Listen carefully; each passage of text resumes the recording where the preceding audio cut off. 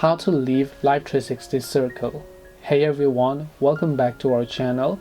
In today's video I will guide you on how you can leave Life360 circle, so make sure to watch the video till the end. So if you want to leave Life360 circle, it is actually very simple to do so.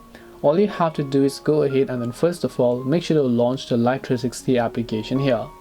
And once you launch the Life360 app, you're going to be able to see this type of interface, where first of all, just make sure that the correct circle is selected from the very top. So you can tap the drop down menu and make sure to select the correct circle from where you want to leave. Then tap the gear icon located at the top left hand side of the screen. Once you tap the gear icon located at the top left, over here you will be able to find this option that's a circle management. So you can tap on circle management option here, and as you do that, at the bottom you'll find the option called leave circle. So when you tap on it, you will be able to successfully leave this circle. This way you will be able to leave Life360 circle. Hope this video was very helpful. If you have got any questions, feel free to leave them down.